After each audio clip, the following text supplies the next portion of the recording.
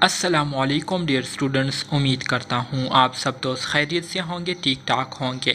Dear students, آج کی اس video میں ہم B S N 7 semester and post are N 3rd semester کے سبجیکٹ لیڈرشپ اینڈ مینجمنٹ کے یونٹ نمبر 1 جو کہ ہمارے ساتھ management organisational theories structure and culture ہے، اس کے آج ہم پارٹ 2 کو ڈسکس کریں گے اور اس کو سمجھنے کی کوشش کریں گے۔ ڈیئر اسٹوڈنٹ، جیسے کہ میں نے اس یونٹ کے پارٹ 1 میں آپ اسٹوڈنٹس کو کہا تھا کہ یہ یونٹ کافی زیادہ امپورٹنٹ ہے، کافی زیادہ بیسک ہے، تو اس لیے اس کو آپ نے جو ہے غور سے سننا ہے اور انڈرسٹینڈ کرنے کی کوشش کرنی ہے۔ اس کے علاوہ اگر کوئی پرابلم ہو، کوئی کویسچن ہو تو آپ کمنٹ باکس میں پوچھ سکتے ہیں۔ تو ڈیئر اسٹوڈنٹس، آج کی لیکچر کی شروعات جو ہے ہم ہیومنسٹک تھیوری سے کریں گے۔ اس کے پارٹ 1 میں ہم نے کلاسیکل تھیوری کو کافی ڈیٹیل کے ساتھ ڈسکس کیا تھا اور کافی ڈسکشن ہم نے اس تھیوری پر کی تھی۔ اگر آپ نے پارٹ 1 کو نہیں دیکھا ہے تو کائنڈلی پہلے پارٹ 1 کو دیکھیں، پھر پارٹ 2 کو سٹارٹ کریں تاکہ آپ کو صحیح طریقے سے لیکچر کی سمجھ آ جائے۔ تو سٹارٹ کرتے ہیں ہیومنسٹک تھیوری کو۔ Criticism of classical theory led to the development of humanistic theory, a human relation approach identified in 1930s. Dear student, جب کلاسیکل تھیوری پیش کی گئی تو کلاسیکل تھیوری کو جب پیش کیا گیا تو بہت سے لوگوں کا جو ہے اس تھیوری پر اعتراض جو ہے وہ شروع ہو گیا اور اس تھیوری پر انہوں نے جو ہے اعتراضات شروع کر دیے، جس کی نتیجے میں ایک دوسری تھیوری جو ہے وہ وجود میں آئی جس کو نام دیا گیا ہیومنسٹک تھیوری کا۔ اس ہیومنسٹک تھیوری میں جو ہے اصل میں ہیومن ریلیشن شپ کے بارے میں کافی ڈیٹیل کے ساتھ بات کی گئی ہے اور اس میں جو بنیادی باتیں کی گئی ہے وہ یہی کی گئی ہے کہ کس طرح سے ہیومنز جو ہے یہ افیکٹ کرتے ہیں آپ کی آرگنائزیشن کی پروڈکٹیویٹی کو، کس طرح سے جو ہے ہیومنز جو ہے یہ ایک دوسرے کو جو ہے افیکٹ کرتے ہیں اور ان کا جو ایک دوسرے کے ساتھ ریلیشن شپ ہوتا ہے تو کس طرح سے یہ کسی بھی آرگنائزیشن، کسی بھی انسٹیٹیوٹ کی جو پروڈکٹیویٹی ہے اس کو اثر انداز کرتی ہے۔ تو اس چیز پر جو ہے کافی ڈیٹیل کے ساتھ اس ہیومنسٹک تھیوری میں جو ہے ڈسکشن کی گئی ہے۔ A major assumption of this theory is that people desire social relationship, respond to group pressures and search for personal fulfillment. ٹھیک ہے، ہیومنسٹک تھیوری کا جو میجر ایزمپشن تھے، جو بنیادی سٹیٹمنٹ تھے، وہ یہی تھے کہ جتنے بھی لوگ ہیں یہ اصل میں سوشل ریلیشن شپ کو پسند کرتے ہیں اور ایک دوسرے کے ساتھ کانٹیکٹ میں جو ہے یہ رہنا اس کو پسند کرتے ہیں، اور اسی طرح سے جب یہ لوگ گروپ کے فارم میں ہوتے ہیں، ٹھیک ہے، تو ان سے آپ ہر طرح کا کام لے سکتے ہیں اور یہ آپ کے کام کو جو ہے ایفیکٹولی پرفارم کر سکتے ہیں، فلفل کر سکتے ہیں، اور اسی طرح سے سارے لوگ جتنے بھی لوگ ہیں یہ ایک دوسرے کے ذریعے ہی اپنے جو فائدے ہیں، اپنے جو ضروریات ہیں اس کو کیا کرتے ہیں، فلفل کرتے ہیں، پورا کرتے ہیں۔ People oriented and seek profit for human, ٹھیک ہے، اسی طرح سے سارے لوگ جو ہے ایک دوسرے پر ڈیپینڈ کرتے ہیں اور ایک دوسرے سے ہی فائدہ حاصل کرتے ہیں۔ This theory was developed as the result of series of studies conducted by the Western Electric Company at its Hawthorne plant in Chicago. ٹھیک ہے، چکاگو میں ایک ہارتون پلانٹ ہے جس کو ویسٹرن الیکٹرک کمپنی جو ہے وہ کہتے ہیں، ٹھیک ہے۔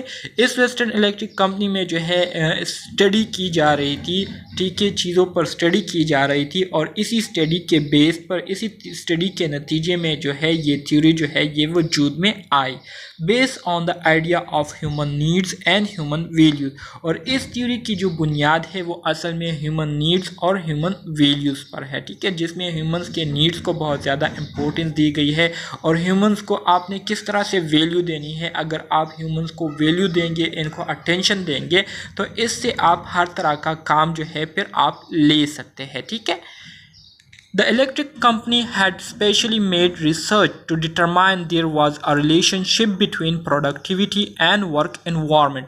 The original purpose of the Hawthorne study was to examine how different aspects of the work environment such as lighting, the timing of breaks and the length of workday had on worker productivity. اب جو electrical company ہے اس میں جو research کی جا رہی تھی، تو اس ریسرچ کا جو بنیادی مقصد تھا وہ یہ تھا کہ ہم معلوم کریں کہ کس طرح سے کسی انڈسٹری، کسی آرگنائزیشن یا کسی انسٹیٹیوٹ کی جو پروڈکٹیوٹی ہے اور انوائرمنٹ ہے یہ کس طرح سے ایک دوسرے کو اثر انداز کرتی ہے، اور آیا ان دونوں کے درمیان پروڈکٹیوٹی اور ورک انوائرمنٹ کے درمیان کوئی ریلیشن شپ ہے یا نہیں۔ جیسے کہ دا اوریجنل پرپز آف ہارتون کا جو اصل مقصد تھا ریسرچ کرنے کا وہ یہی تھا کہ کس طرح سے مختلف انوائرمنٹ کے جو مختلف اسپیکٹ ہے، جس طرح سے انوائرمنٹ اگر لائٹنگ زیادہ ہو، ٹھیک ہے، اگر انوائرمنٹ جو ہے وہ لائٹ فل ہو، اسی طرح سے پیشنٹ وہاں پر جو لوگ کام کر رہے ہوتے ہیں، جو امپلائز کام کر رہے ہوتے ہیں ان کا جو بریک ٹائم ہوتا ہے، ٹھیک ہے، اسی طرح سے کتنے گھنٹوں کے لیے وہ کام کرتے ہیں، ٹھیک ہے، تو آیا یہ ساری چیزیں ان کی پروڈکٹیوٹی کو اثر انداز کرتی ہے یا نہیں۔ تو اس بات کو معلوم کرنے کے لیے انہوں نے جو ہے ایک ریسرچ کیا تھا ہارتون نے، ٹھیک ہے۔ The result was surprising and the researcher concluded at the time that workers were actually responding to the increased attention from their supervisor۔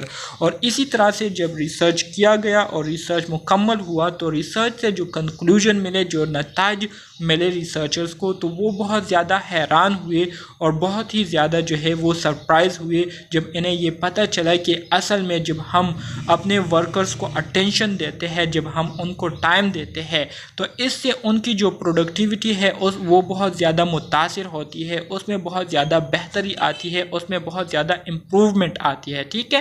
سو بنیادی جو بات ریسرچ سے ہمیں پتہ چلتی ہے وہ یہ چلتی ہے کہ جب سپروائزرز کی طرف سے سپروائزر اگر اپنے جو امپلائز ہے اس کو جو ہے ٹائم دیتے ہو، ان کو اٹینشن دیتے ہو، ان کو جو ہے گائیڈ کرتے ہو، ان کو جو ہے میتھڈ بتاتے ہو، ٹھیک ہے، تو اس سے امپلائز کی جو پروڈکٹیوٹی ہے اس میں بھی اضافہ ہوتا ہے، اور اس کے ساتھ ساتھ جو انٹریکشن ہو رہی ہوتی ہے ہیومن ٹو ہیومن، لوگوں کے درمیان جو انٹریکشن ہو رہی ہوتی ہے، تو اس سے بھی لوگوں کے آپس میں جو انڈرسٹینڈنگ ہوتی ہے وہ بحال ہو جاتی ہے، جس سے دوسرے کی بات کو سمجھنا پھر آسان ہو جاتا ہے، ٹھیک ہے۔ The effect was first described in the 1950s by the researcher Henry A. Landsberger during his analysis of experiments conducted during the 1920s and 1930s۔ اور اس ایفیکٹ کو سب سے پہلے 1950s میں جو ہے ڈسکرائب کیا گیا تھا۔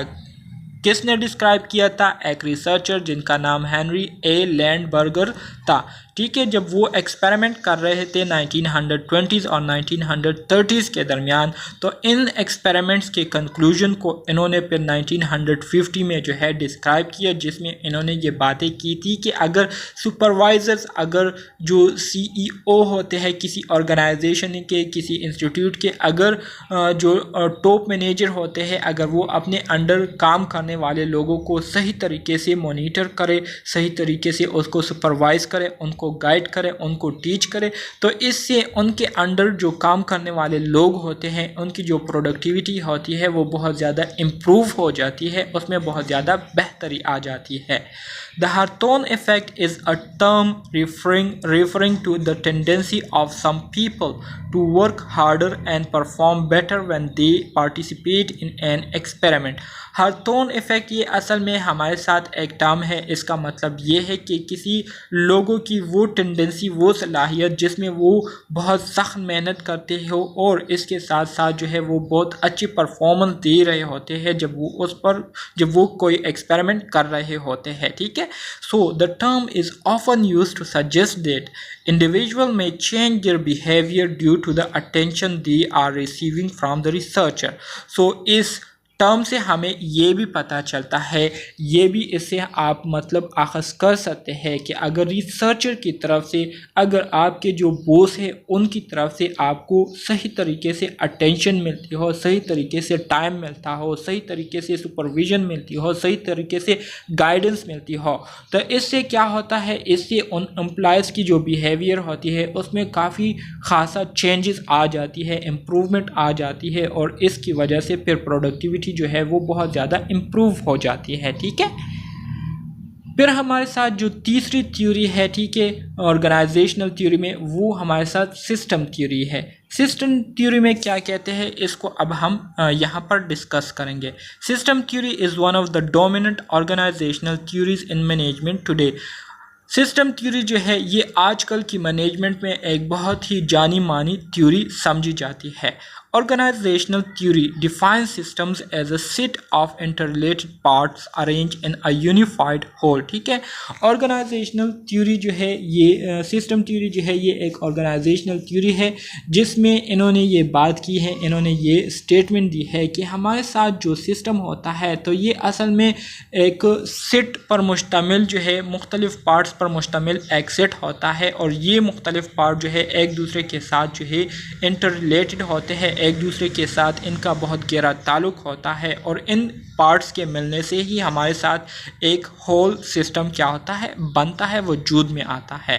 It treats an organization as their an open or closed system۔ Closed system is not affected by its environment۔ ٹھیک ہے، اسی طرح سے اس سسٹم تھیوری میں جو ہے انہوں نے دو سسٹم کو جو ہے اس کو آئیڈینٹیفائی کیا تھا، جس میں ایک ہمارے ساتھ اوپن سسٹم ہے اور دوسرا ہمارے ساتھ کلوز سسٹم ہے۔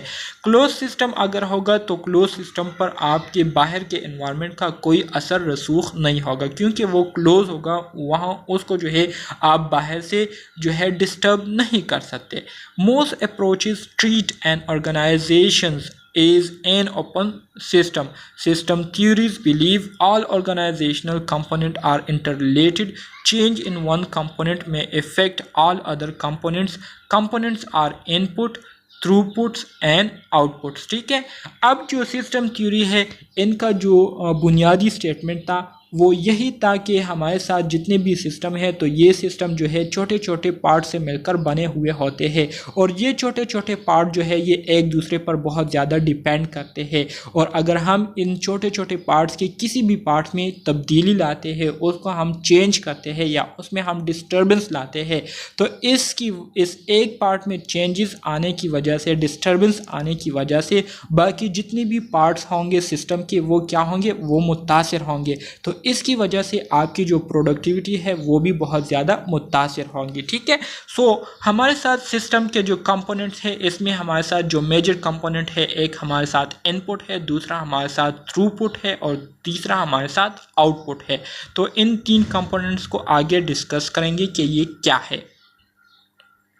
ریسورسز اور ان پٹ۔ ریسورسز، ان پٹ کو آپ ریسورسز بھی کہہ سکتے ہیں اور ان پٹ بھی کہہ سکتے ہیں۔ اس میں آپ کے امپلائیز آ جاتے ہیں، آپ کے پیشنٹ آ جاتے ہیں ہیلتھ کیئر سسٹم میں، آپ کے فزیشین آ جاتے ہیں، ٹھیک ہے، اسی طرح سے مٹیریلز آ جاتی ہے، منی آ جاتا ہے، اکوپمنٹس آ جاتے ہیں، اور انفارمیشن آ جاتی ہے۔ تو یہ آپ کی ریسورسز ہے، ٹھیک ہے، یہ آپ کی ان پٹ ہے جس کے بیس پر آپ کیا کرتے ہیں، انٹرونشن کرتے ہیں، آپ پریکٹیکلی ایکسپیریمنٹس کرتے ہیں، ٹھیک ہے۔ پھر ہمارے ساتھ جو دوسرا کمپوننٹ آتا ہے وہ ہے پروسیس یا تھرو پٹ۔ آپ اس کو پروسیس بھی کہہ سکتے ہیں اور تھرو پٹ بھی کہہ سکتے ہیں۔ With in the organization energy and resources are utilised and transform. ہمارے ساتھ جب ریسورسز ہوں گے تو ان ریسورسز کو ہم کیا کریں گے، ان ریسورسز کو ہم یوز کریں گے، ٹھیک ہے، ان ریسورسز کو ہم بروہ کار لاتے ہوئے اس سے جو ہے ہم اپنے آبجیکٹیوز کو کیا کریں گے، اچیو کریں گے۔ ریسورسز جو ہے یہ ہمارے ساتھ اصل میں انرجی ہوتی ہے، ٹھیک ہے، جس کو ہم یوٹیلائز کرتے ہیں، اور اس کو یوٹیلائز کرنے کے بعد اس سے ہم ان پٹ حاصل کرتے ہیں، ٹھیک ہے۔ اور تیسرا جو کمپوننٹ ہے ہمارے ساتھ وہ پروڈکٹ یا آؤٹ پٹ کہلاتی ہے۔ اس میں ہمارے ساتھ ایجوکیشن آ گئی، ٹھیک ہے، اسٹورڈ ہیلتھ آ گئے، ریسٹور ہیلتھ آ گئے، جب آپ نے اپنے جو بیمار پیشنٹ ہے ان کو انٹرونشن کی تو انٹرونشن کے بعد ان کی جو صحت ہے وہ پھر سے بحال ہو گئی، ٹھیک ہے، اسی طرح سے ریہائبلیٹیشن ہو گئی، ٹھیک ہے، ڈیزیز پروٹیکشن ہو گیا، اور ہیلتھ پروموشن۔ تو یہ آپ کے کیا ہے، یہ آپ کے پروڈکٹ سے آپ کے آؤٹ پٹ ہے۔ اسی طرح سے فیڈ بیک لوپ میں آپ کو پازیٹیو فیڈ بیک بھی مل سکتا ہے اور نیگیٹو فیڈ بیک بھی مل سکتا ہے۔ اگر آپ کی ان پٹ صحیح ہوگی، اگر آپ کی پروسیس صحیح ہوں گے، ٹھیک ہے، اس ان پٹ کو صحیح طریقے سے یوز کرنے کا طریقہ اگر آپ کا صحیح ہوگا تو اس کے نتیجے میں آپ کے جو پروڈکٹ یا جو آؤٹ پٹ ہے وہ کیا ہوں گی، زیادہ افیکٹو ہوں گی، زیادہ امپروو ہوں گی اور آپ کو زیادہ فائدہ ملے گا. تو اس وجہ سے آپ کے پاس جو فیڈ بیک آئے گی وہ پھر پازیٹیو فیڈ بیک آئے گی. لیکن اگر اس کے اپوزٹ ہو، ٹھیک ہے، تو پھر آپ کے پاس فیڈ بیک جو ہے کیا ہوگی، نیگیٹو فیڈ بیک ہوگی. پھر اس کے بعد ہمارے ساتھ جو 4 نمبر پر آرگنائزیشنل تھیوری ہے اس کو کنٹنجنسی تھیوری کہتے ہیں. ٹھیک ہے، کنٹنجنسی تھیوری امپورٹنٹ تھیوری ہے. اس کو کس نے پیش کی تھی؟ اس کو جو ہے ایڈورڈ فیلڈر نے پروپوز کیا تھا 1964 میں. ایم سی کیوز کے حوالے سے امپورٹنٹ پوائنٹ ہے. کنٹنجنسی theory believe that organizational performance can be enhanced by matching N organization structure to its environment. کنٹنجنسی theory جو ہے وہ اس بات پر بلیو کرتی تھی، اس بات پر ان کا یقین تھا، اس بات کے حوالے سے وہ بہت زیادہ سیٹسفائی تھے کہ ہم کسی بھی آرگنائزیشن کی جو پرفارمنس ہے اس کو ہم امپروو کر سکتے ہیں، اس کو ہم انہینس کر سکتے ہیں، اس میں ہم بہتری لا سکتے ہیں. کیسے لا سکتے ہیں؟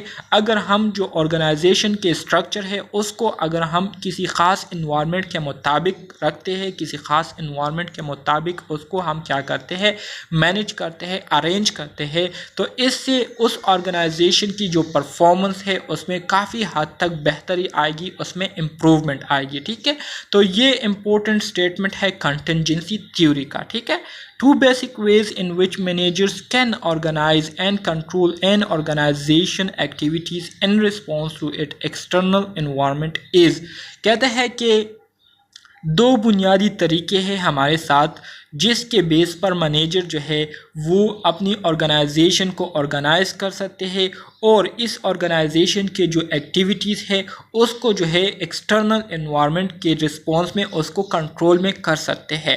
تو وہ 2 بیسک طریقے کون سے ہیں؟ اس میں ایک ہمارے ساتھ میکینسٹک اسٹرکچر آتا ہے اور دوسرا ہمارے ساتھ آرگینک اسٹرکچر آتا ہے. سو اس کو ہم آگے ڈسکس کرتے ہیں. میکینسٹک اسٹرکچر میں کیا ہے؟ Mechanistic structure for organization is stable environment. It is characterized by its highly centralized authority, formalized procedures and practices, and specialized functions. ٹھیک ہے، میکینسٹک اسٹرکچر جو آرگنائزیشن کے لیے یوز ہوتی ہے تو یہ ایک اسٹیبل اسٹرکچر ہوتی ہے جو کہ ایک اسٹیبل انوائرمنٹ پرووائڈ کرتی ہے. اس کے جو خصوصیات ہے وہ یہ ہے کہ اس میں ہائیلی سینٹرلائز اتھارٹی ہوتی ہے. ہائیلی سینٹرلائز اتھارٹی سے مراد یہ ہے کہ ہمارے ساتھ ہر ڈپارٹمنٹ کے کیا ہوتے ہیں، ہر ڈپارٹمنٹ کے مینیجرز ہوتے ہیں، ان مینیجرز کے اوپر پھر سیکنڈ مینیجرز ہوتے ہیں اور پھر ٹاپس کے مینیجر ہوتے ہیں، جہاں سے آرڈرز جو ہے وہ کریٹ ہوتے ہیں اور وہ جو ہے وہ آگے ٹرانسفارم ہوتے ہیں. پھر وہ آرڈر جو ہے سیکنڈ مینیجر سے ٹرشری مینیجر کے پاس آتے ہیں اور ٹرشری مینیجر پھر اس کو جو ہے اپنے انڈر کام کرنے والے امپلائز پر کیا کرتے ہیں، اپلائی کرتے ہیں اور اس کے مطابق، اس آرڈر کے مطابق اپنے جو امپلائز ہیں ان سے کام لیتے ہیں. تو اس طرح کا جو پروسیس ہوتا ہے اس کو کہتے ہیں ہائیلی سینٹرلائز اتھارٹی. اس کے بعد ہمارے ساتھ formalise procedures and practices. Formalise procedure and practices سے مراد یہ ہے کہ کام کے وقت صرف کام ہی ہوگا اور بریک کے وقت صرف بریک ہوگا. کوئی ایکسٹرا بات نہیں ہوگی، کوئی فضول باتیں نہیں ہوگی، کوئی فضول ایکٹیویٹیز نہیں ہوگی، صرف کام ہوگا اور کام ہوگا. تو اس کو کہتے ہیں فارملائز پروسیجرز اینڈ پریکٹسز. جبکہ اسپیشلائز فنکشن سے مراد یہ ہے کہ ہر ایک امپلائی کے پاس جو ہے خاص سکلز ہوں گے، ان سکلز کے بیس پر ان کو جو ہے ٹاسک حوالے کر دیے جائیں گے. سو جب آپ ایک سکل کے مطابق آپ ایک بندے کو جو ہے ٹاسک دیتے ہیں، ان کے سکلز کے مطابق دیتے ہیں، تو اس کا مطلب یہ ہے کہ آپ نے جو ہے ان کے ساتھ جو ہے انصاف کیا ہے اور وہ جو ہے اپنی جان سے بڑھ کر جو ہے وہ پھر محنت کرتے ہیں، کوشش کرتے ہیں اور اس ٹاسک کو کمپلیٹ کرنے کی پوری طرح سے کیا کرتے ہیں، کوشش کرتے ہیں. تو اس کو کہتے ہیں اسپیشلائز فنکشن، جس میں ہر ایک بندے کا خاص کام ہوتا ہے، خاص ٹاسک ہوتا ہے. اسی طرح سے جو دوسری وے ہے وہ ہے organic structure. According to burns and اسٹالکر، burn اور اسٹالکر کے مطابق N organic organization is one that is very flexible and is able to adapt well to changes, D centralise decision making. ٹھیک ہے، آرگینک اسٹرکچر. برن اور اسٹالکر نے جو ہے organic structure کے بارے میں یہ بات کہی تھی، یہ بات انہوں نے کی تھی کہ آرگینک آرگنائزیشن یہ ہمارے ساتھ وہ آرگنائزیشن ہوتے ہیں جو کہ بہت زیادہ فلیکسیبل ہوتے ہیں اور جو کہ آسانی سے چینجز کو کیا کر سکتے ہو، ایڈاپٹ کر سکتے ہو، وہ آسانی سے ہر طرح کے انوائرمنٹ کے ساتھ اپنے آپ کو ایڈجسٹ کر سکتے ہو۔ تو اس طرح کے جو اسٹرکچرز ہوتے ہیں اس کو ہم آرگینک آرگنائزیشن یا آرگینک اسٹرکچر کہتے ہیں، اور جس میں ہمارے ساتھ جو ڈیسیجن میکنگ پروسیس ہوتا ہے تو وہ ڈی سینٹرلائز ہوتا ہے۔ مطلب ایک بندہ جو ہے وہ آرڈر اور ڈیسیجن نہیں لیتا، بلکہ اس آرگنائزیشن کے جو مینیجرز ہوتے ہیں، وائس مینیجرز ہوتے ہیں، سی ای او ہوتے ہیں، یہ سارے مل کر کیا کرتے ہیں، ایک دوسرے کے ساتھ ڈسکشن کرتے ہیں، اور اس ڈسکشن کے بیس پر پھر وہ کیا کرتے ہیں، مل جل کر ایک فیصلہ جو ہے وہ لیتے ہیں اپنے آرگنائزیشن کے حوالے سے۔ پھر ہمارے ساتھ جو چھٹی تھیوری ہے وہ ہے کاز تھیوری، ٹھیک ہے۔ کاز تھیوری اس کو جو ہے ایڈورڈ لارنس نے جو ہے اس کاز تھیوری کو کیا کیا تھا، پیش کیا تھا۔ ایم سی کیوز کے حوالے سے امپورٹنٹ پوائنٹ ہے کہ کاز تھیوری کو کس نے پیش کیا تھا، اس کو ایڈورڈ لارنس نے پیش کیا تھا، which was inspired by the finding of quantum mechanics, which challenged us to look at organizations and the nature of relationship and proposes that nature work does not follow a straight line، ٹھیک ہے۔ Cause theory suggests that the drive to create permanent organizational structure is doomed to fail، ٹھیک ہے۔ Edward Lawrence جو ہے انہوں نے cause theory پیش کی تھی جو کہ بہت ہی زیادہ انسپائرڈ تھے کوانٹم میکینکس سے، اور وہ جو ہے چیلنج کرتے تھے سب لوگوں کو کہ وہ ایسے آرگنائزیشن کو نہ دیکھے، ٹھیک ہے، مطلب وہ ایسے آرگنائزیشن کو دیکھے اینڈ نیچر آف ریلیشن شپ کو جو کہ کیا کرتی ہو، proposed that nature work does not follow a straight line, جس میں انہوں نے یہ بات کی تھی کہ جو نیچر ہے، ٹھیک ہے، تو یہ سارا جو ہے یہ ہمیشہ کے لیے پرماننٹ سیم نہیں رہے گا، بلکہ اس میں تبدیلیاں آتی جائے گی، ٹھیک ہے، آتی اور جائے گی۔ دا سیٹ اس کے علاوہ جو کاز تھیوری تھی انہوں نے جو ہے اپنی تھیوری میں یہ بات کی تھی، یہ سجیشن انہوں نے دی تھی کہ اگر آپ ایک ایسا آرگنائزیشنل اسٹرکچر بنانا چاہتے ہیں جس کے بارے میں آپ کا یہ خیال ہو، یہ سوچ ہو کہ یہ ہماری مرضی کے مطابق ہوگی اور اس میں کسی قسم کی چینجز نہیں ہوں گی، تو آپ اس طرح کا ارادہ کرنے میں اور اس طرح کا کام کو مکمل کرنے میں کیا ہوں گے، فیل ہوں گے، ناکام ہوں گے، کیونکہ یہ ناممکن ہے، ٹھیک ہے۔ The set of rules that guided the industrial philosophy of organizational function and integrity must be discarded, and newer principles that ensure flexibility, fluidity, speed of adaptability and culture sensitivity must be emerged۔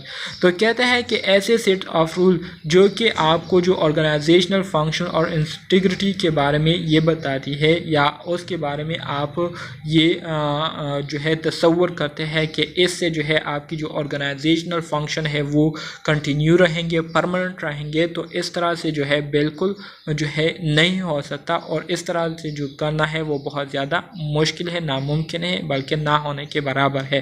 تو اس لیے آپ جو ہے اس طرح کا خیال اپنے دل سے نکالے، اور اگر آپ چاہتے ہیں کہ آپ کی جو فنکشن آرگنائزیشنل فنکشن ہے یہ پروڈکٹیو ہو، ٹھیک ہے، آپ کو جو ہے زیادہ سے زیادہ پروڈکٹیوٹی ملے، تو اس کے لیے ضروری ہے کہ آپ جو ہے فلیکسیبلٹی اپنے اندر لائے، فلوئڈٹی اپنے اندر لائے، اور چیزوں کو اڈاپٹ کرنے کی جو صلاحیت ہے، انوائرمنٹ کے ساتھ اپنے آپ کو اڈاپٹ کرنے کی جو رفتار ہے اس کو امپروو کرے، تو اس سے آپ کی جو پروڈکٹیوٹی ہے وہ بھی بہت زیادہ افیکٹ ہوگی، اس میں بھی امپروومنٹ آئے گی، اور آپ کو کسی قسم کی پریشانی کا سامنا نہیں کرنا پڑے گا۔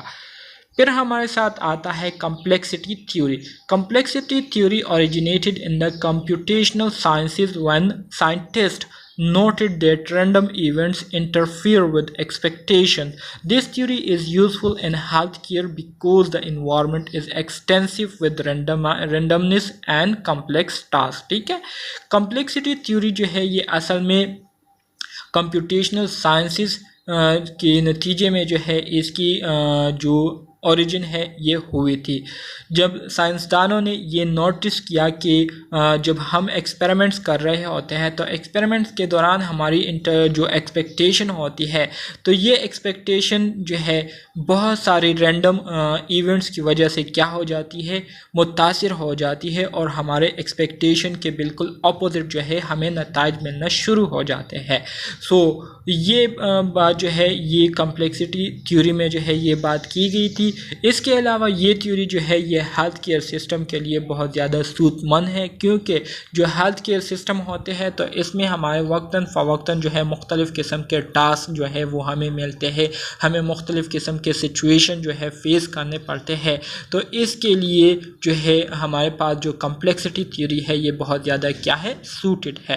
For example patient condition change intermediately, necessary staff are not available or equipment fails all without warning۔ ٹھیک ہے، مثال کے طور پر ایک پیشنٹ کی کنڈیشن جو ہے ایک دم سے چینج ہو گئی، اس کے علاوہ جو نیسیسری سٹاف ہے وہ اس ٹائم پر موجود نہیں ہے، اور اس کے ساتھ ساتھ جو ایکوپمنٹس تھے وہ تمام کیا ہو گئے، کام کرنا اس نے چھوڑ دیا ہے۔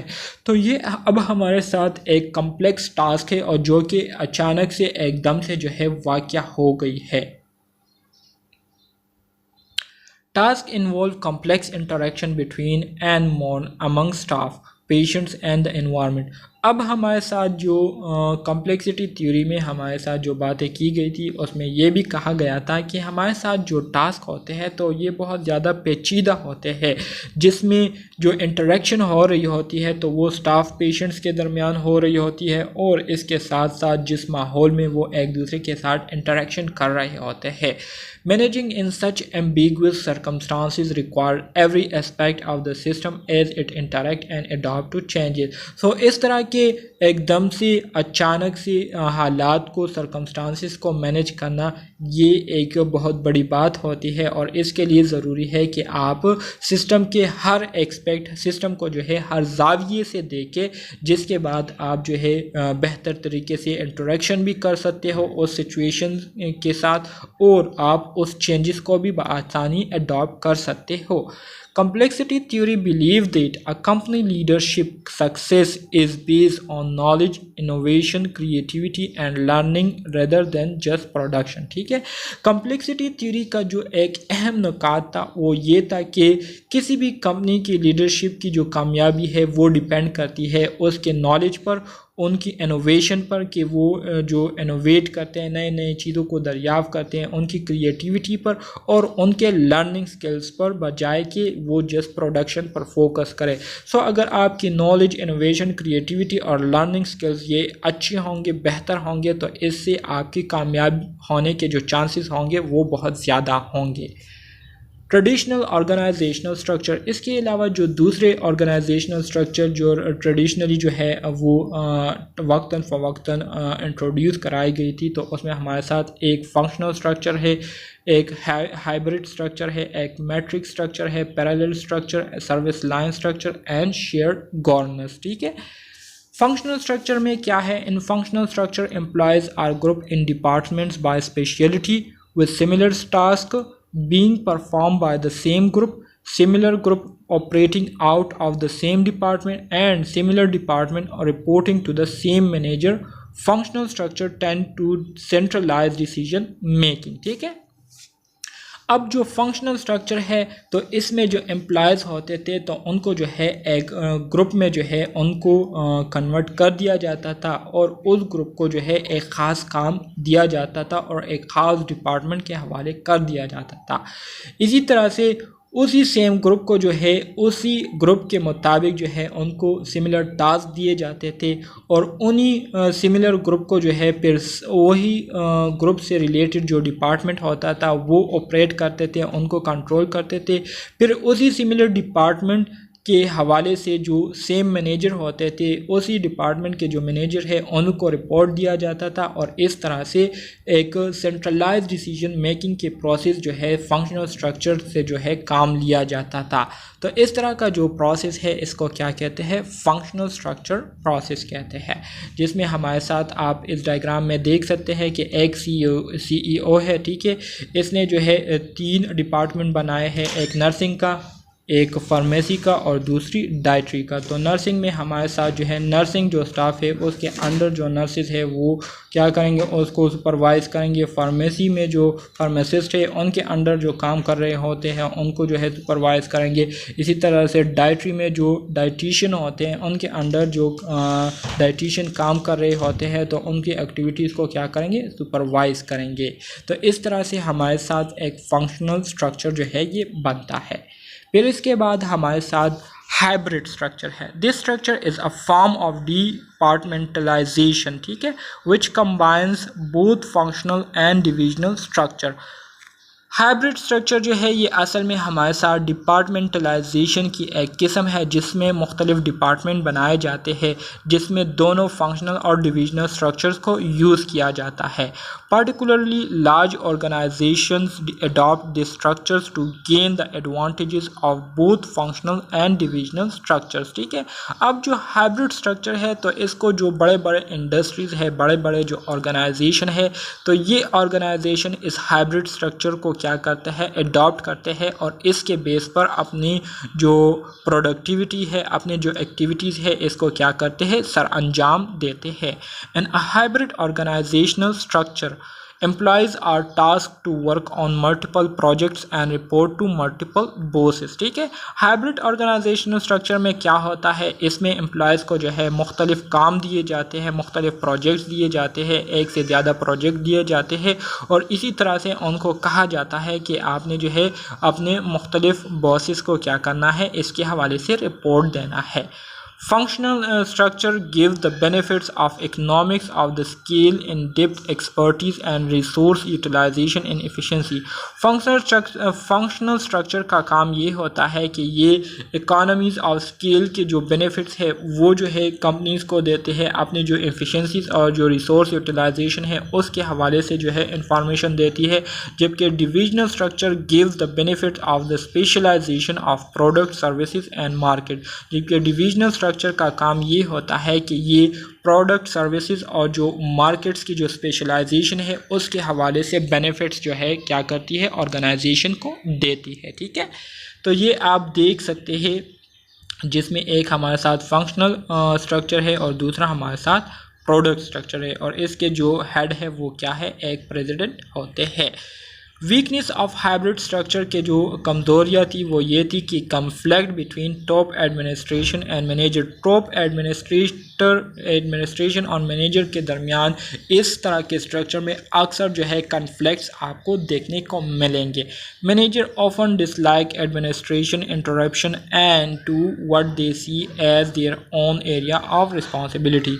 کیونکہ اس میں جو مینیجر ہوتے ہیں وہ یہ پسند نہیں کرتے کہ ان کے کام میں جو ہے ایڈمنسٹریٹر جو ہے وہ مداخلت کرے, جس کی وجہ سے ان کے درمیان اکثر اوقات جو ہے وہ کنفلکٹ دیکھنے کو ملتی ہے. ٹھیک ہے, یہ ہائبرڈ سٹرکچر کی ایک سٹرکچر ہے جس کو آپ دیکھ سکتے ہیں, جس میں ہمارے ساتھ چیف ایگزیکٹو ہوتے ہیں, ان کے انڈر ہمارے ساتھ نرسنگ, مینٹیننس, ڈائٹری, اسی طرح سے ایڈمیٹنگ, فارمیسی اور بلنگ یہ ڈپارٹمنٹ ہوتے ہیں. اسی طرح سے رورل کلینکس ہوتے ہیں, رورل کلینکس میں پھر ہمارے ساتھ مختلف ڈپارٹمنٹ ہوتے ہیں. ٹھیک ہے, mix structure this type of departmentalization superimpose horizontal sets of divisional reporting relationship on hierarchical functional structures. ٹھیک ہے, it is also known as grid or project or product management organization. mixed structure کو آپ grid, project یا product management organization بھی کہہ سکتے ہیں. it is a combination of both functional and divisional organization at the same time. اب جو mix structure ہے, میٹرک سٹرکچر تو اس میں ہمارے ساتھ دونوں فنکشنل اور ڈویژنل آرگنائزیشن جو ہے یہ مل کر ایک ہی ٹائم پر کام کر رہے ہوتے ہیں. اس وجہ سے it enjoys to chain of command, vertical and horizontal. ٹھیک ہے, تو یہ ورٹیکلی بھی چیزوں کو دیکھتے ہیں اور ہاریزنٹلی بھی چیزوں کو دیکھتے ہیں. ٹھیک ہے, تو یہ سمپل ہے, اس میں ایکسپلینیشن کی کوئی بات نہیں ہے, تو اس کو آپ خود بھی دیکھ سکتے ہیں. مزید آگے بڑھتے ہیں. The matrix is appropriate in a highly uncertain environment. ایک امپورٹنٹ بات میٹرک سٹرکچرز کے حوالے سے یہاں پر کی گئی ہے. کہتا ہے کہ میٹرکس جو سٹرکچر ہے یہ زیادہ تر ایسے انوائرمنٹ کے لیے جو ہے سوٹیبل ہوتی ہے جو کہ انسرٹن ہوتی ہے، جس میں آپ کو پتہ نہیں ہوتا، جس میں ہر طرح کی سچویشن آ سکتی ہے اور کسی بھی ٹائم آ سکتی ہے. That changes frequently but also require organisational expertise, جس میں چینجز جو ہے ایک دم سے آ سکتی ہے لیکن اس کو مینیج کرنے کے لیے بھی ایکسپرٹیز کی ضرورت ہوتی ہے، اس کی اسکلز کی ضرورت پڑتی ہے. ٹھیک ہے. A major weakness of the metric structure is a dual authority. اسی طرح سے میٹرک سٹرکچر کی جو ویکنیس تھی، جو کمزوری تھی، جو خرابی تھی، وہ یہ تھی کہ یہ ڈیول اتھارٹی مطلب ڈبل ذمہ داریوں کو ایک ہی ٹائم پر کر رہا تھا، جس کی وجہ سے جو کنسنٹریشن ہے وہ ایک چیز پر نہیں رہتی تھی بلکہ ایک ٹائم پر دو چیزوں کو مینیج کرنا پڑتا تھا. تو اس وجہ سے جو پروڈکٹیوٹی ہے وہ بہت زیادہ متاثر ہوتی تھی، which can be frustrating and confusing for the departmental managers and employees. ٹھیک ہے. Parallel structure. Parallel structure is a structure unique to health care. Parallel structure یہ ایک ایسا سٹرکچر ہے جو کہ خاص طور پر ہیلتھ کیئر سسٹم کے لیے کیا ہے، یونیک ہے، اس کے لیے اسپیسیفائڈ ہے. It is the result of complex relation ship that exists between the formal authority of healthcare organization and the authority of its medical staff. ٹھیک ہے. تو اس کو آپ خود دیکھ سکتے ہیں، اس میں کوئی اس طرح کی جو مشکل باتیں ہیں وہ نہیں ہے جس کو میں آپ اسٹوڈنٹس کے ساتھ شیئر کروں یا ایکسپلین کروں، تو اس کو کائنڈلی آپ خود دیکھ سکتے ہیں. ٹھیک ہے. تو امید کرتا ہوں اس کی سمجھ آپ دوستوں کو آ رہی ہوگی جتنا میں نے آپ کو پڑھایا. شیئر گورننس کسے کہتے ہیں؟ Share governance means share governance is a process for empowering nurses in the practice setting. ٹھیک ہے. شیئر گورننس اصل میں یہ ہمارے ساتھ ایک پروسیس ہوتا ہے جس میں نرسز کو جو ہے امپاور کیا جاتا ہے، نرسز کو جو ہے اتھارٹی دی جاتی ہے کہ وہ کیا کرے، وہ پریکٹس سیٹنگ میں کیا کرے، اپنا رول پلے کرے. It is a base on philosophy that nursing practice is best ڈٹرمائنڈ by nurses. Nursing practice کو جو ہے صرف نرسز ہی کر سکتے ہیں، نرسز ہی مانیٹر کر سکتے ہیں. پارٹیسپیٹیو decision making is the hallmark of share governance and standard for magnet certification. ٹھیک ہے. شیئر گورننس کی ایک بات یہ بھی ہے کہ اس میں جو ڈیسیجن لیے جاتے ہیں تو وہ مل جل کر ایک دوسرے کے ساتھ کمیونیکیشن کرنے کے بعد جو ہے ایک خاص چیز کے حوالے سے ڈیسیجن دیے جاتے ہیں. ٹھیک ہے. Independence and accountability are the basis for constructing a network of making nursing practice decision in a decentralized environment. ٹھیک ہے. Organizational environment and culture. The term organizational environment and organizational culture both describe internal condition in the working setting. ہمارے ساتھ جو term organisational and organizational culture use ہوئے ہے تو اس کا مطلب یہ ہے کہ جو جہاں پر کام کیا جا رہا ہوتا ہے یا کام ہو رہا ہوتا ہے تو وہاں کی جو کنڈیشن ہے وہ کیسی ہے، تو وہاں کی کنڈیشن کو ڈسکرائب کرنے کے لیے یہ آرگنائزیشنل انوائرمنٹ، آرگنائزیشنل کلچر کو کیا کیا گیا ہے، اس ورڈ کو یوز کیے گئے ہیں. ٹھیک ہے. Organisational environment is the system wide condition that contribute to a positive or negative work setting. ٹھیک ہے. آرگنائزیشنل انوائرمنٹ یہ ہمارے ساتھ ایک ایسا سسٹم ہوتا ہے، ٹھیک ہے، جو کہ ایک بہت بڑی کنڈیشن کو کیا کرتا ہے، اس کو ریپرزینٹ کرتا ہے، جس میں آپ کے جو ورکنگ سیٹنگ ہے یہ پازیٹیو بھی ہو سکتے ہیں، مطلب آپ کی نیڈز آپ کے ڈیزائر کے مطابق بھی ہو سکتے ہیں اور نیگیٹو بھی ہو سکتے ہیں. In 2005 the American Association of Critical Care Nurses identified 6 characteristics of a healthy work environment. Healthy work environment کے جو ہے 6 بنیادی کریکٹرسٹکس جو ہے American association of critical care nursing نے جو ہے آئیڈینٹیفائی کیے تھے. ٹھیک ہے. American association of critical nursing نے آئیڈینٹیفائی کیے تھے، جس میں ہمارے ساتھ جو 6 کریکٹرسٹکس ہے وہ ہمارے ساتھ ایک اسکل کمیونیکیشن، آپ کو بات چیت کرنے کا طریقہ آتا ہو، کولیبریشن، آپ دل سے ایک دوسرے کے ساتھ کولیبریٹ کرتے ہو. افیکٹو ڈیسیجن میکنگ، آپ کا فیصلہ کرنا جو ہے وہ افیکٹو ہو. آپ جب فیصلہ کرتے ہیں تو اس پر جو ہے سوچ سمجھ کر آپ جو ہے اس کو انٹرپریٹ کریں اور پھر اس کے بعد ڈیسیجن لیں. اس کے علاوہ اپروپریٹ اسٹافنگ، اسٹاف جو ہے وہ آپ کے ٹاسک کے مطابق ہو، ٹھیک ہے، کوئی ایکسٹرا اسٹاف نہ ہو یا جو ہے مفت میں آپ نے کسی اسٹاف کو نہ دیا ہو جو کہ صرف ٹائم ہی ویسٹ کرتے ہو. اس کے علاوہ میننگ فل ریکوگنیشن اور اوتھینٹک لیڈرشپ، ٹھیک ہے. تو یہ بنیادی 6 کریکٹرسٹکس ہے آرگنائزیشنل انوائرمنٹ کے، جو کہ ایک ہیلدی ورک سسٹم کے لیے بہت زیادہ امپورٹنٹ ہوتی ہے، ٹھیک ہے. How to assess organisational environment.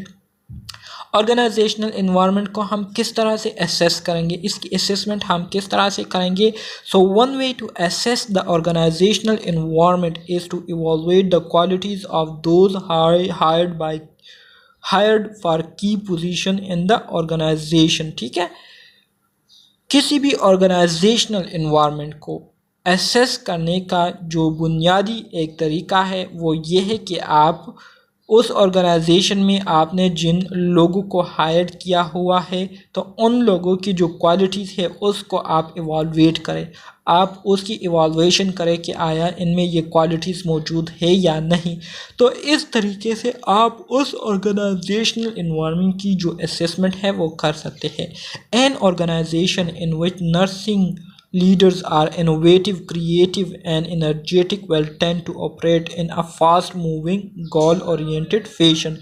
ایسی آرگنائزیشن جہاں پر آپ کے پاس جو نرسنگ سٹاف، نرسز لیڈر ہوتے ہیں وہ انوویٹو ہو، ٹھیک ہے، وہ جو ہے کریٹیو ہو اور انرجیٹک ہو، مطلب ہر دم جو ہے وہ ایکٹیو رہتے ہو.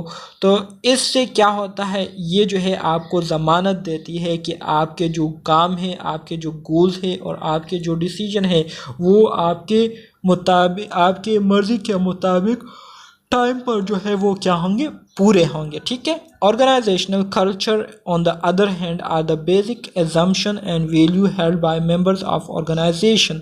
These are often known as unstated rule of the game. For example, who wears a lab coat when is report given to whom is lateness tolerated, how late is acceptable, ٹھیک ہے.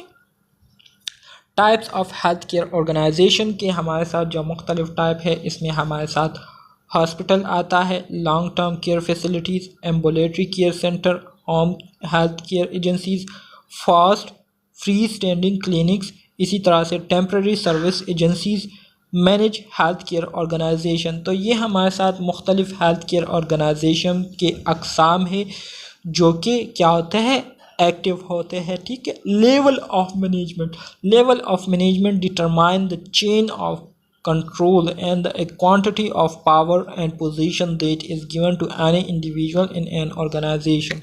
Level of management جو ہے یہ اصل میں ہمارے ساتھ کیا ہوتی ہے، یہ اصل میں ہمارے ساتھ ایک چین ہوتا ہے، ٹھیک ہے، کنٹرول کرنے کا اور quantity of power and position کا، ٹھیک ہے، جس میں ایک خاص پوزیشن پر، ایک خاص اسٹیٹس پر موجود بندے کے پاس کیا ہوتا ہے،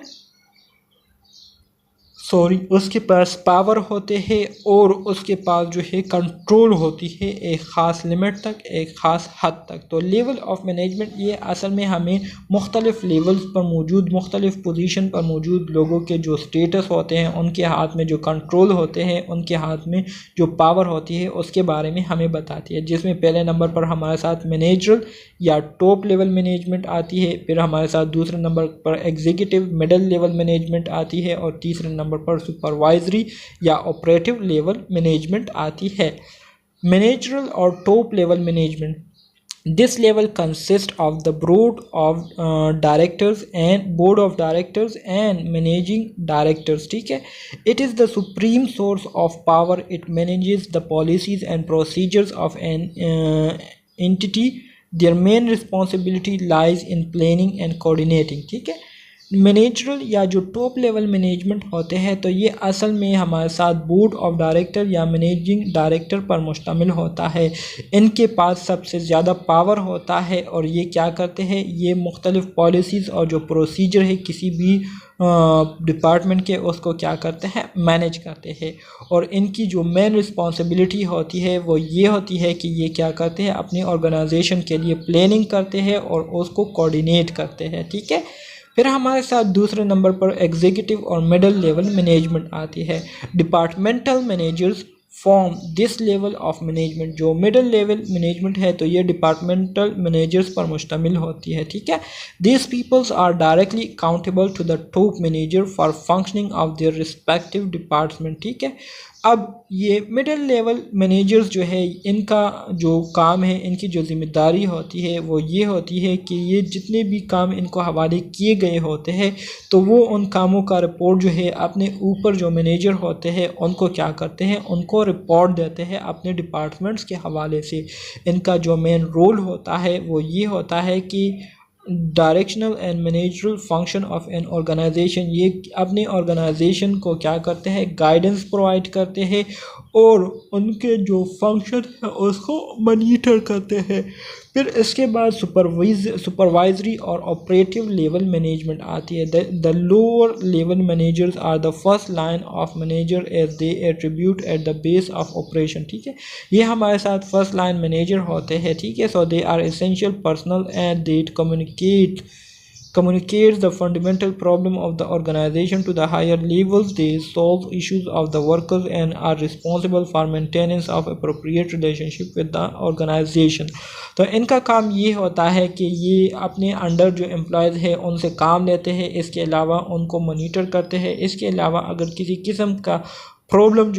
قسم کی پرابلم جو ہے آرگنائزیشن میں آتی ہے تو یہ اس پرابلم کے حوالے سے اپنے اوپر بیٹھے جو مینیجرز ہوتے ہیں ان کو کیا کرتے ہیں، رپورٹ دیتے ہیں. ٹھیک ہے، they are also responsible for training, supervising and directing the operative employees. وہی بات ہے جو کہ میں نے آپ کو کہی. Difference between formal and informal structure with in the organization. Formal organization کسے کہتے ہیں؟ Is an organization in which job of each member is clearly defined whose authority, responsibility and accountability are fixed. Formal organization کا میں نے پہلے بھی آپ کو بتایا تھا. فارمل آرگنائزیشن یہ وہ آرگنائزیشن ہوتی ہے جس میں ہر ایک ممبر کو، ہر ایک امپلائی کو ان کا جاب جو ہے وہ کلیئرلی ان کو بتایا گیا ہوتا ہے، ان کو گائیڈ کیا گیا ہوتا ہے، ان کو ذمہ داریاں دی گئی ہوتی ہے اور ان کی جو ذمہ داریاں، اکاؤنٹیبلٹی، رسپانسبلٹی ہوتی ہے تو یہ فکس ہوتی ہے. ٹھیک ہے، جبکہ انفارمل آرگنائزیشن میں یہ جو ہے فارمل آرگنائزیشن میں نیٹ ورک ہوتا ہے جس میں جو لوگ جو ہے ایک دوسرے کے ساتھ ان کے تعلقات بھی ہوتے ہیں، ایک دوسرے کے ساتھ ان کے انٹریکشن بھی ہوتے ہیں اور ایک دوسرے سے وہ کیا کرتے ہیں، فائدہ لیتے ہیں. ٹھیک ہے، سو یہ کچھ امپورٹنٹ پوائنٹس ہے فارمل آرگنائزیشن اور انفارمل آرگنائزیشن کے حوالے سے. تو یہ آپ اسٹوڈنٹس کے لیے کیا ہے، ایک اسائنمنٹ ہے میری طرف سے. اس کو آپ خود ہی دیکھ لیجئے اور اس کو جو ہے صحیح طریقے سے انڈرسٹینڈ کر لیجئے گا. ٹھیک ہے، امپورٹنٹ ٹاپکس ہے، سو اس کو چھوڑیے گا نہیں. تو امید کرتا ہوں اس کی سمجھ جو ہے آپ سارے اسٹوڈنٹس کو جو ہے آ گئی ہوگی. اگر پھر بھی کوئی کویسچن ہے، کوئی بھی کنفیوژن ہے تو آپ کمنٹ باکس میں مجھ سے ڈائریکٹلی پوچھ سکتے ہیں. تو ملتے ہیں نیکسٹ یونٹ میں، تب تک کے لیے اللہ حافظ.